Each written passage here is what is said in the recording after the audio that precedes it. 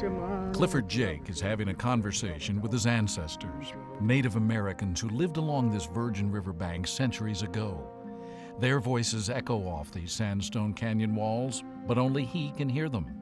Clifford Jake is a Paiute medicine man. It is the canyon, says Clifford, that has a spiritual nature that keeps the voices alive. It has had many names to many people. Today, it is called Zion.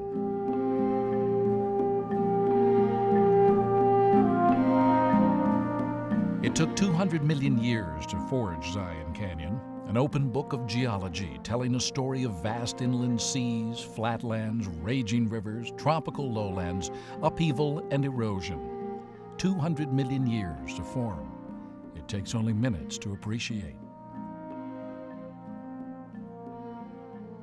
Geologist Clarence Dutton wrote in 1882, "Nothing can exceed the wonderful beauty of Zion. In the nobility of sculpture, there is no comparison. There is an eloquence to their forms which stirs the imagination with a singular power and kindles in the mind a glowing response."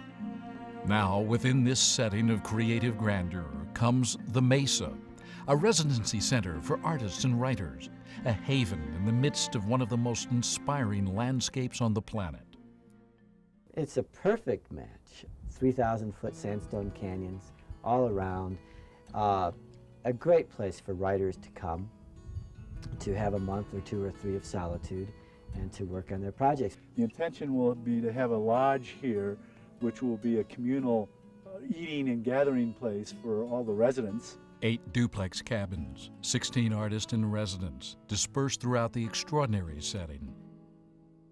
4 acres of pinyon and juniper mesa atop 25 acres of pristine red rock hillside. To the west, the 3,000-foot sheer cliff known as the West Temple.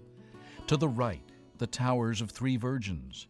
To the north, an open view of the heart of Zion Canyon and the Temple of Sinawava. To the east, the imposing multicolored monolith called Watchman. To the south, the jagged spires of the pinnacles. And as you can see, it's an extraordinary sight. We're sitting here kind of in Zion Canyon above the town of Springdale, and from once you're on the mesa, you can see nothing except the extraordinary beauty of this canyon. Down below, on the other hand, is the town of Springdale, and it's literally an 8-minute walk. Springdale does already have a great arts tradition and a growing arts community. Phil Bimstein knows something about this town and its attitude toward the arts. He is mayor of Springdale and a nationally known composer. Bred in the city, as I was, I had seen the full moon many a time, saw that disc up there in the sky, but I had never experienced actual moonlight until I moved here. And one day I went out in the wintertime onto the east side and saw light glowing off of things. That was a tremendous discovery for me. So it's those sorts of things that drew me here to the Colorado Plateau and that I think would be inspiring to the writers and maybe other artists that would come to the Mesa retreat. Even the city manager is an artist, a poet. The site is so sacred feeling. When you come up here, you get such a sense of peace and quiet. It's such an obvious feeling that those who come here are going to be profoundly touched by it. I can't imagine how the sense of this place cannot affect profoundly the work that people do. That it already has. Artists Lynn Berryhill and Jimmy Jones know the feeling of the canyon well.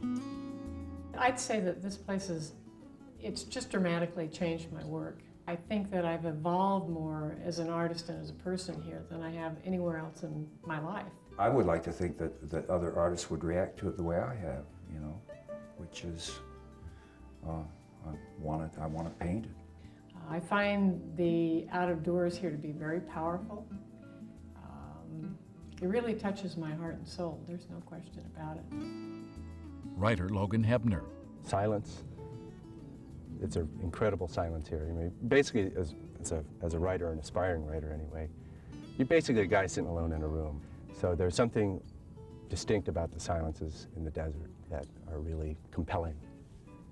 So that would be, you know, and specifically in terms of the writing itself, that's the silence that engulfs you that is most helpful. If we specifically designed and built a place for people to come from all over, that I think it would astonish us all at what would unfold in terms of not just an artist colony, but I think in terms of a voice for the Colorado Plateau and for the individual artists' voices.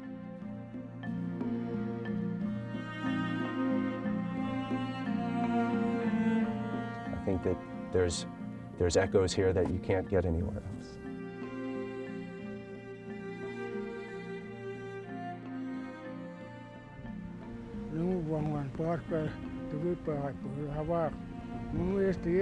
These canyon walls, filled with the voices of the past, now inspire the voices of today, and with the serenity of the Mesa, will provide our gifts to the future.